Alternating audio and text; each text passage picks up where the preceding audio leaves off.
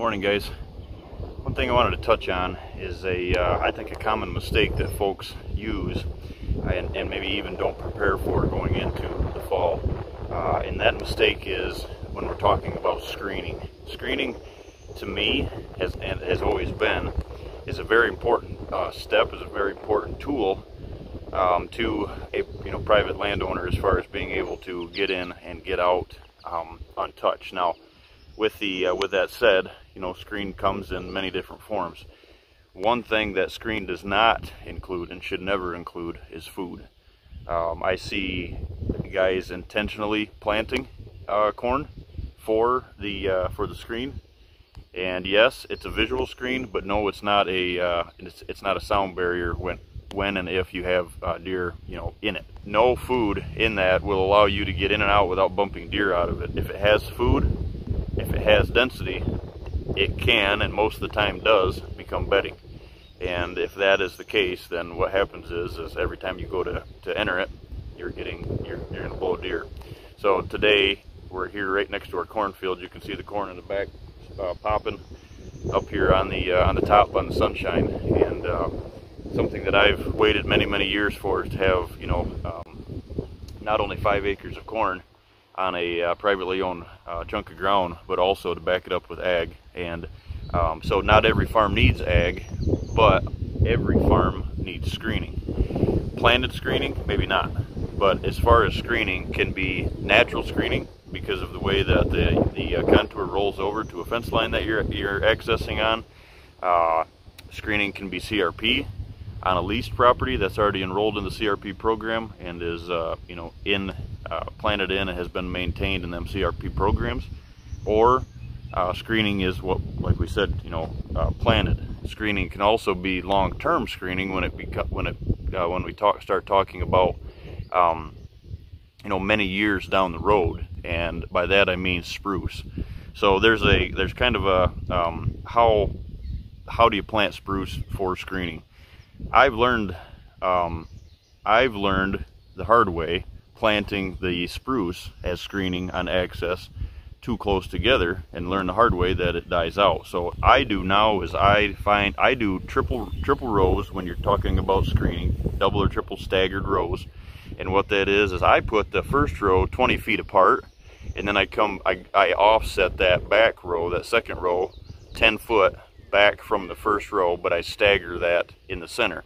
So you'll have every tree is about 10 foot apart is how that happens. Now, then you back that up with a third row, and you're always filling the gaps. So depending on how much density you need, I mean, I have, and I've also, designed on some of the clients' properties because of, more road frontage to do multiple. Maybe it's 4, 5, 6 rows of spruce.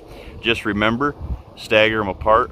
I believe, now some folks will tell you plant them 5 to 6 feet apart, and I have found what happens is you lose the density of the green on the conifer because it dies out. The bottom of the trees get choked out. So I have found that by going every 20 feet with the first row, you back up the second row 10 feet, but you put that tree in the center, so you stagger that row.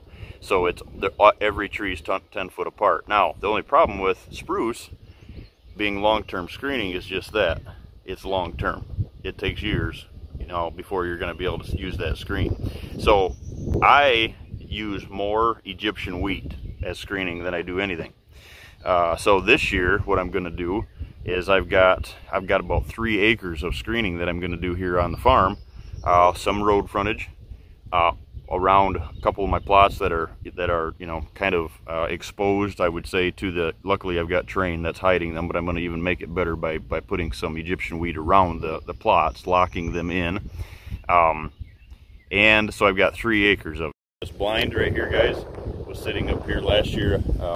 We ran out of time and didn't have the proper equipment. We had kind of a scare on one of the hills back here, putting one of the blinds in, so with the tractor. So that blind was actually sitting right here, buried in Sudan sorghum grass last year, right on the end of this field. I'll show you. It's right on the edge of the field. But what this is, guys, is this is you see the rye got crimped down, and this is a saddle right here. So yes, it's on the edge of the field, but it was up here like 75 yards off the field, and 2 steps out the back door I could get out, and right here is the end of the plot.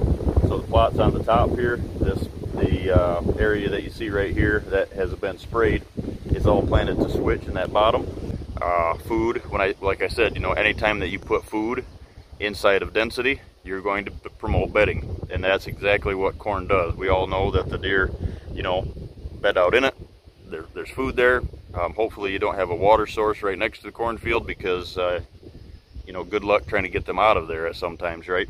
So just remember, whether you think the deer have ate you out of house and home with the corn or not, or don't intentionally plant corn for your you know, for your screening. So like I said, 3 acres of switch going in here, 5 acres of food plots, and we're starting to see this thing take shape here. All of the food plots are going to be screened, easy access past them. I've got a couple of them that are, like I said, naturally screened anyways, and it's you know, it's just a kind of a beneficial thing, I guess. It's not really a necessity to do that, because I've got natural screening to the ground. But you know, the Egyptian wheat is loud, and it's very tall, you know, so when it moves, it's very loud. The leaves start to dry out in the fall, it's very loud, and it cuts density, it cuts the noise down because of the density. And that's a couple of my food plots are kind of exposed along the edge of fields and neighbors not too far away and stuff like that. So locking them in. But what I'm going to do is, I've done this in the years past. I really believe in my Egyptian wheat, but what I have ready on standby for the 4th of July weekend. Now the further south you go, the sooner you can do this. But like here last year, I have always done is kind of gauge my Egyptian wheat planting. I plant that at, when I broadcast that, I plant that at about 25 or 30 pounds per acre in that screening, and it's straight Egyptian wheat, you know, so there's no food value to it, straight Egyptian wheat. But what I do going into the 4th of July is I always have on standby, so I will have 3 acres worth of the Sudan sorghum grass, and what I do is I go back in on those areas. If they look not very dense, I go back in and I put that Sudan sorghum underneath the Egyptian wheat right along with it, so you've got 2 layers. There's many blends out there. If you look around, and I'm won't name any names, but I mean, there's a lot of them that are selling that for small fortunes, and it boils down to, guys, it's Egyptian wheat and Sudan sorghum. Very, very powerful combination. So you have the height of the Egyptian wheat, and you've got the lower density of the Sudan sorghum. So kind of a tip there going into the planting season. So I like to plant mine around Memorial Day, because I'm a believer that some folks don't plant it until June or July, and I want to give it the most chance that it can. Now, I planted my Sudan sorghum last year because I didn't have a chance to plant my Egyptian wheat at all, and I went in and planted Sudan sorghum on the ag this side here for some biomass and some screening around that blind, and some access on the top up just above the house, and in around July, middle of July, and you guys can see what it looks like. I mean, it was 6, 7, 8, some of it was 8 foot tall by September. So you don't need all of that time, but with the Egyptian wheat, I give it a little bit longer because it has to grow that tall. Now, it will grow very fast. I've got some switch that I'm putting in here this year that access screening, but I know that it's not going to be viable for 3-4 years before it gets that 6, maybe 7 foot, tall. But Egyptian wheat's 8, 10, 12 foot tall, and the switch is much shorter and takes longer to grow. So you kind of have to gauge that. Do you have time to wait for the switch?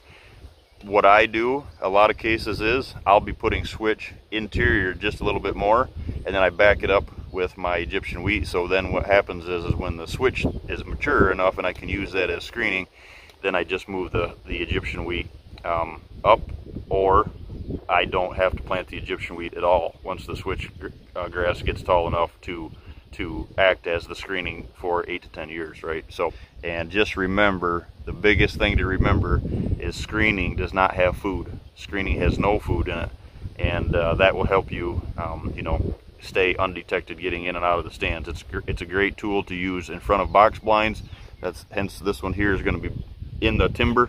It's going to be sitting right here, right off the backside, and cornfield ends right here, and it's going to be sitting right here. So I'm blowing my scent right out into a bunch of switch over the hill here towards the road.